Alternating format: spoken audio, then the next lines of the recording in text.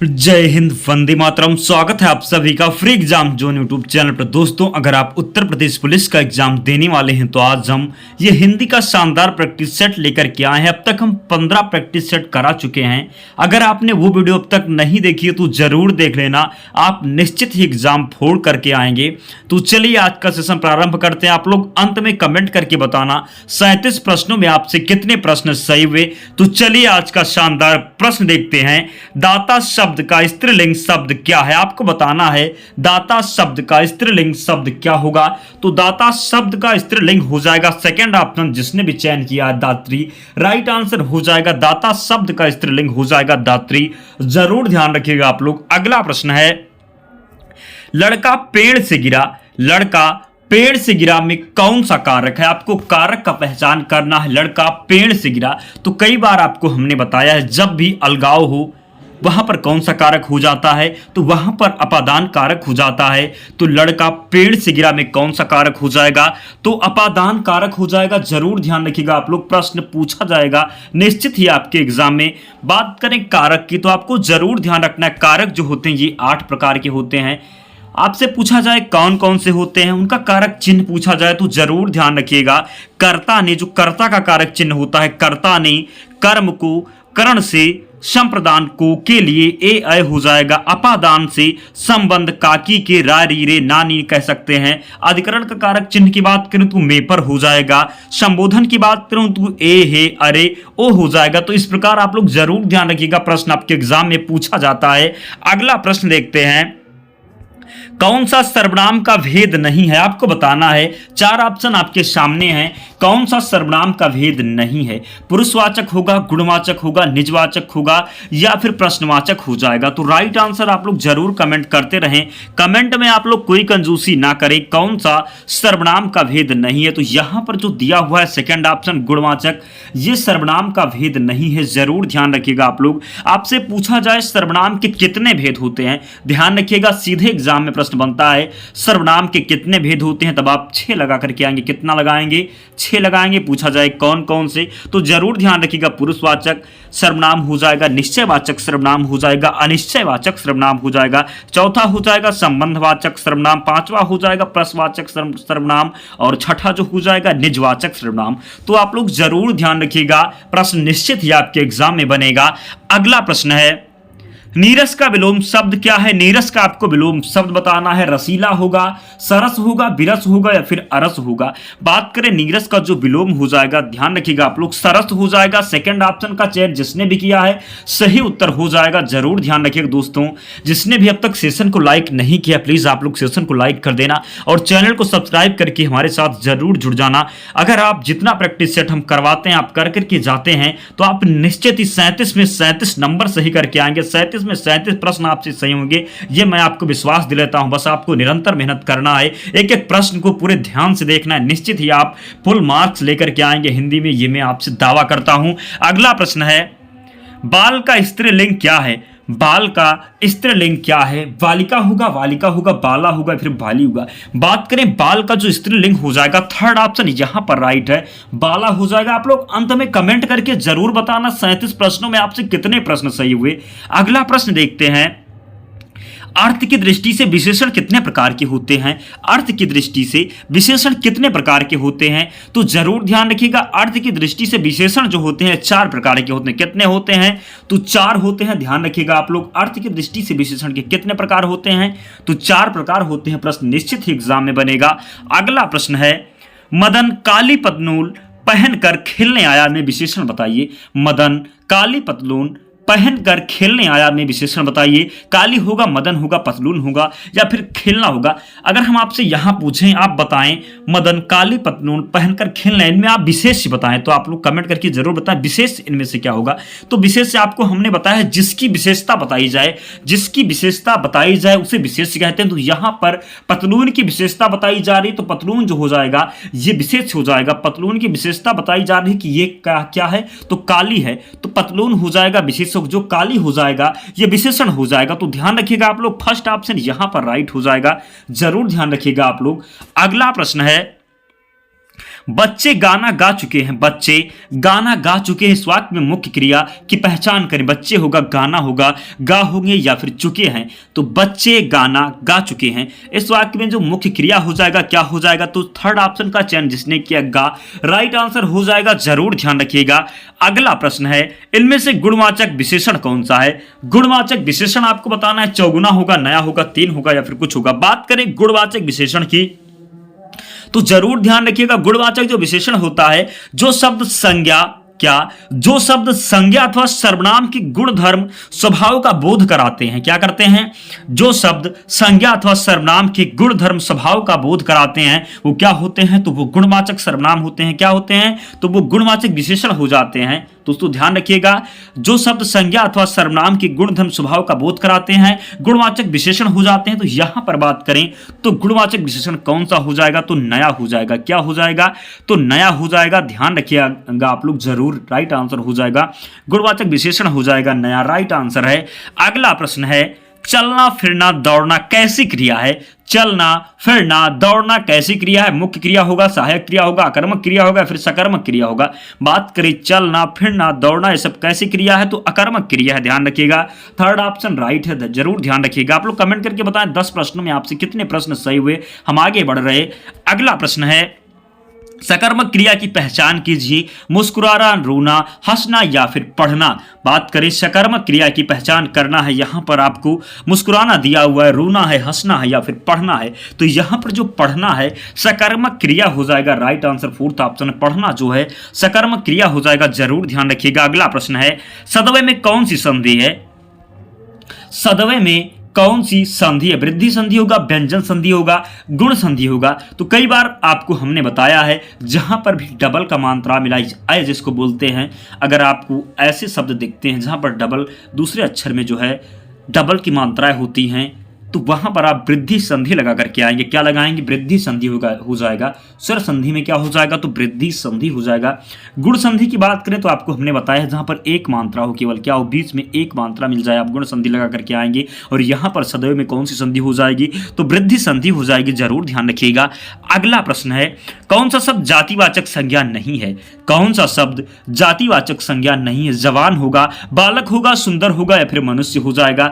जवान भी एक जातिवाचक संज्ञा है, बालक भी जातिवाचक संज्ञा है, मनुष्य भी जातिवाचक संज्ञा है। यहां पर जो सुंदर हो जाएगा ये जातिवाचक संज्ञा नहीं है। तो थर्ड ऑप्शन का चयन जिसने भी किया है जरूर राइट आंसर हो जाएगा। दोस्तों आप लोग राइट आंसर कमेंट करते रहें। अगला प्रश्न है, पा वर्ण का उच्चारण स्थान बताइए। जबरदस्त प्रश्न है दोस्तों, जब आपसे पूछा जाएगा तब आपको बताना होगा। पहावड़ का उच्चारण स्थान बताइए। कंठ होगा, दंत होगा, ओष्ठ होगा या फिर तालु होगा। तो जो है पावर्ण का जो उच्चारण स्थान हो जाएगा वो ओष्ठ से होता है। किससे होता है? तो ओष्ठ से होता है, जरूर ध्यान रखिए। कंठ की बात करें तो काखा का जो का वर्ग के जो अक्षर होते हैं वो सभी कंठ के होते हैं, ध्यान रखिएगा। अगला प्रश्न है, पंचवटी शब्द में समास बताइए। बहुवीर समास होगा, कर्मधारय होगा, द्वंद्व होगा, दिगु होगा। तो पंचवटी की बात करें तो हमने आपको बताया है जहां पर भी संख्यावाची हो तो वहां पर दिगु समास हो जाता है। तो पंचवटी में कौन सा समास हो जाएगा? तो दिगु समास हो जाएगा, ध्यान रखिएगा। बात करें द्वंद्व समास की, कई बार आपको हमने बताया जहां पर भी दोनों पद प्रधान हो, क्या हो, दोनों पद प्रधान हो, बीच में योजक चिन्ह लगा हो या फिर दोनों अपोजिट हो या फिर कह सकते हैं विलोम शब्द हो, वहां पर आप लोग द्वंद्व समास लगाएंगे। जैसे रात दिन हो जाएगा, क्या हो जाएगा? रात दिन हो जाएगा, जरूर ध्यान रखिएगा। पति पत्नी हो जाएगा, रात दिन हो जाएगा। कर्मधारय की बात करूं तो ध्यान रखना है आपको, जहां पर भी विशेष और विशेषण का संबंध हो वहां पर कर्मधारय समास होता है। बहुवीर समास की बात करें तो यहां पर भी कोई भी पद प्रधान नहीं होता है, किसी भगवान जी का नाम हो जाएगा, जरूर ध्यान रखिएगा। अगला प्रश्न है, अर्थ के विचार से संज्ञा कितने प्रकार की होती है? अर्थ के विचार से संज्ञा कितने प्रकार की होती है? दोस्तों दो प्रकार से आपसे पूछा जा सकता है ये प्रश्न। एक पूछा जाता है व्युत्पत्ति के आधार पर, व्युत्पत्ति के आधार पर संज्ञा कितने प्रकार की होती है, तब आप 3 लगा करके आएंगे। कई बार एग्जाम में प्रश्न बना है और गलती से आप लोग ध्यान नहीं दिए प्रश्न में और 5 लगा करके आएंगे और आपका नंबर जो है कट जाता है। तो इस प्रकार आप लोग ध्यान रखिएगा, जब भी पूछा जाए व्युत्पत्ति के आधार पर संज्ञा तो आप 3 लगा करके आना, और जब पूछा जाए अर्थ के विचार से संज्ञा कितने प्रकार की होती है तो 5 लगा करके आना। तो सेकंड ऑप्शन प्रश्न के हिसाब से राइट आंसर हो जाएगा, ध्यान रखिएगा। अगला प्रश्न है, गुरुदेव शब्द में समास बताइए। गुरुदेव शब्द में समास बताइए। अव्ययी भाव होगा, तत्पुरुष होगा, बहुवीर समास होगा, क्रमधारय समास होगा। तो कई बार आपको हमने बताया है जहां पर भी विशेष और विशेषण का संबंध हो, देव गुरु, तो क्या है यहाँ पर क्रमधारय समास हो जाएगा। ध्यान रखिएगा आप लोग, क्या हो जाएगा, तो क्रमधारय समास हो जाएगा। बहुवीर समास में अभी आपको हमने बताया कोई भी पद प्रधान नहीं होता, कोई तीसरा पद प्रधान होता, जैसे किसी भगवान जी का नाम हो गया। तत्पुरुष समास की बात करें तो जरूर ध्यान रखिए कारक चिन्ह का लोप होता है इसमें। अव्ययी भाव समास की बात करें तो उपसर्ग आपको जरूर लगा हुआ मिलेगा, ध्यान रखिएगा आप लोग। अगला प्रश्न है, का वर्ग का उच्चारण स्थान बताइए। कंठ होगा, दंत होगा, तालु होगा या फिर ओष्ठ होगा।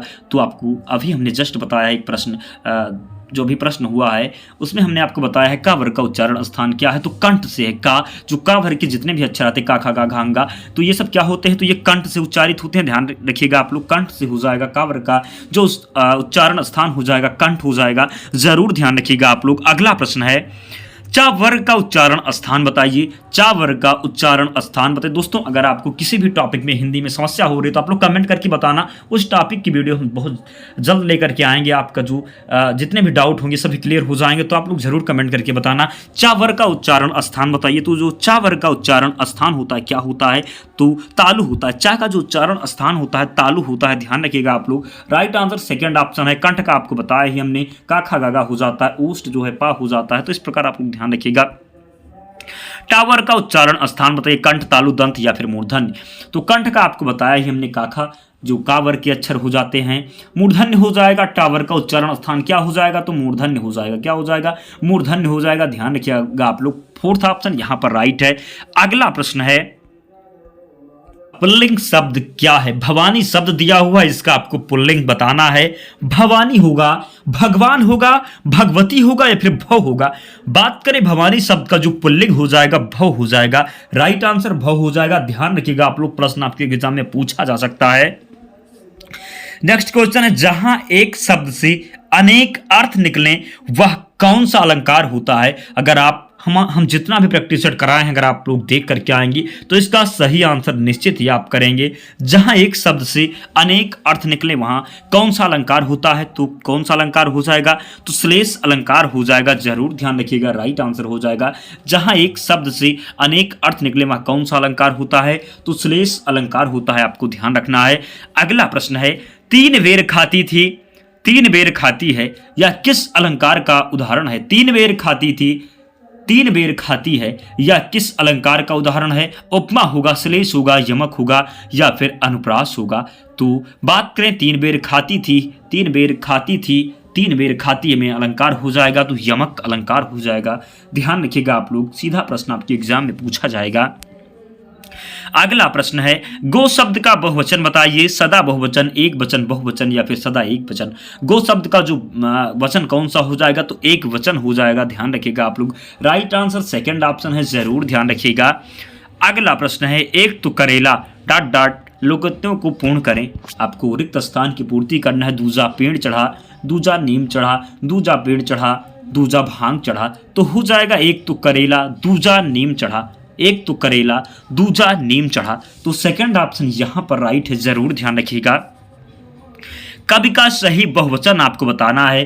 कवि गण होगा, कवि वृंद होगा, कवि जन होगा या फिर कवि वर्ग होगा।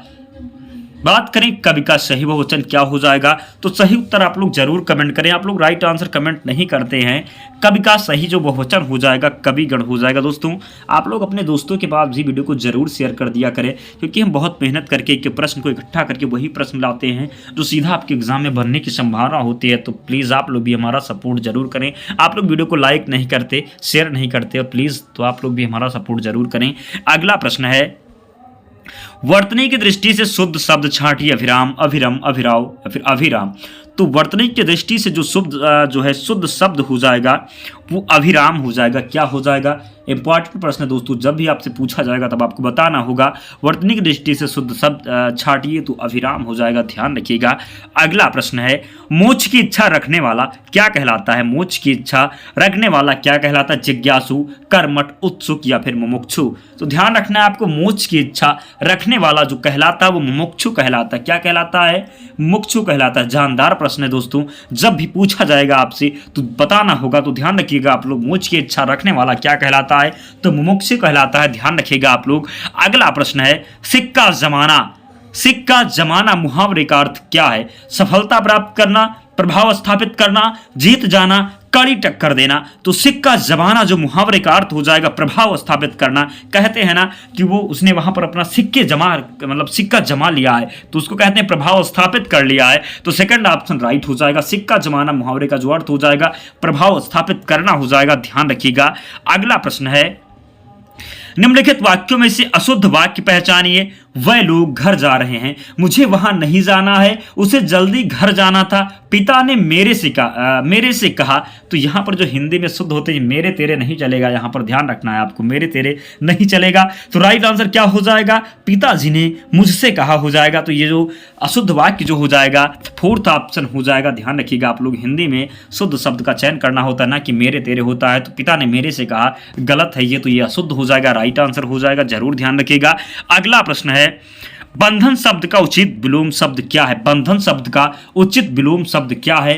कैद होगा, स्वतंत्र होगा, मुक्ति होगा, फिर बंदी होगा। तो बंधन का जो उचित विलोम हो जाएगा मुक्ति हो जाएगा, जरूर ध्यान रखिएगा, राइट आंसर है थर्ड ऑप्शन, ध्यान रखिएगा आप लोग। अगला प्रश्न है, बीजक के रचनाकार कौन है? तुलसी, कबीर, रसखान या फिर रहीम।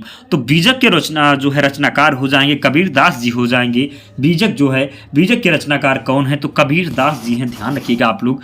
अगला प्रश्न है, विशेषण की विशेषता बताने वाला शब्द क्या कहलाता है? प्राविशेषण, क्रिया विशेषण, विधेय विशेषण या फिर उद्देश्य विशेषण। बात करें विशेषण की विशेषता बताने वाले शब्द क्या कहलाते हैं? तो प्राविशेषण कहलाते हैं, ध्यान रखिएगा आप लोग, राइट आंसर फर्स्ट ऑप्शन हो जाएगा। विशेषण की विशेषता बताने वाले शब्द क्या कहलाते हैं? तो प्राविशेषण कहलाते हैं, ध्यान रखिएगा आप लोग। अगला प्रश्न है, कहानी शब्द का बहुवचन क्या होगा? कहानी शब्द का बहुवचन क्या होगा? कहानी होगा, कहानियां होगा, कहानियां होगा, कहानियों होगा। बात करें कहानी शब्द का जो बहुवचन हो जाएगा कहानियां हो जाएगा, ध्यान रखिएगा आप लोग, राइट आंसर थर्ड ऑप्शन है, जरूर ध्यान रखिएगा। अगला प्रश्न है, मुहावरा शब्द किस भाषा का शब्द है? एक प्रश्न निश्चित एग्जाम में आपके बनेगा, अरबी, उर्दू, फारसी या फिर हिंदी। तो मुहावरा शब्द जो हो जाएगा ये अरबी भाषा का शब्द हो जाएगा, फर्स्ट ऑप्शन राइट है, ध्यान रखिएगा आप लोग। अगला प्रश्न है, जिन वर्णों का उच्चारण स्वतंत्र होता है उन्हें क्या कहते हैं? जिन वर्णों का उच्चारण स्वतंत्र होता है उन्हें क्या कहते हैं? व्याकरण कहते हैं, बोली कहते हैं, व्यंजन कहते हैं या फिर स्वर कहते हैं। तो जिन वर्णों का उच्चारण स्वतंत्र होता है उन्हें क्या कहते हैं? तो उन्हें स्वर कहते हैं, ध्यान रखिएगा आप लोग। फोर्थ ऑप्शन यहां पर राइट है। जिन वर्णों का उच्चारण स्थान जो है उच्चारण स्वतंत्र होता है उन्हें क्या कहते हैं? तो स्वर कहते हैं, जरूर ध्यान रखिएगा। अगला प्रश्न है, हिंदी साहित्य की प्रथम कहानी का नाम क्या है? इंदुमती, प्रेम सागर, रानीखेत की कहानी, आकाशदीप। तो हिंदी साहित्य की जो प्रथम कहानी हो जाएगा वो इंदुमती हो जाएगा, जरूर ध्यान रखिएगा, इंदुमती हो जाएगा। दोस्तों 37 प्रश्न हो चुके हैं, आप लोग कमेंट करके बताएं कितने प्रश्न सही हुए। दोस्तों आज हमने 40 प्रश्न लिए हैं, तो अभी आप लोग जाइएगा नहीं, अभी जो प्रश्न है जरूर देख लेते हैं। निम्नलिखित में से कौन सा भाषा का मौखिक रूप है? पत्र होगा, परियोजना होगा, परियोजना होगा, निबंध होगा, परिचर्चा होगा। तो भाषा का जो मौखिक रूप हो जाएगा परिचर्चा हो जाएगा, राइट आंसर यहाँ पर परिचर्चा है, ध्यान रखिएगा आप लोग। अगला प्रश्न है, गबन किस रचनाकार की रचना है? तो गबन गोदान जो है ये मुंशी प्रेमचंद जी की रचना है, ध्यान रखिएगा आप लोग, राइट आंसर थर्ड ऑप्शन यहाँ पर हो जाएगा। अंतिम प्रश्न है दोस्तों, और इसका आंसर आपको कमेंट करके बताना है, इनमें से कौन सा अर्थालंकार का भेद नहीं है? 4 ऑप्शन है, अतिशयोक्ति है, यमक है, रूपक है, उपमा है। इनमें से कमेंट करके बताना कौन सा अर्थ अलंकार का भेद नहीं, कमेंट करके जरूर बताना ताकि हमें पता चले कि आप लास्ट तक वीडियो को देखते हैं, तो कमेंट करके जरूर बताना। दोस्तों अगर इसकी पीडीएफ चाहते हैं तो टेलीग्राम चैनल से जुड़ जाना, लिंक डिस्क्रिप्शन बॉक्स में, या आप टेलीग्राम पर जाकर के सर्च कर लेना, फ्री एग्जाम जोन चैनल मिल जाएगा आपको, वहाँ पर पीडीएफ मिल जाएगी। दोस्तों तो मिलते हैं अगले वीडियो में, तब तक पढ़ते रहिए, ध्यान रखिए अपना, स्वस्थ और सुरक्षित रहिए, जय हिंद।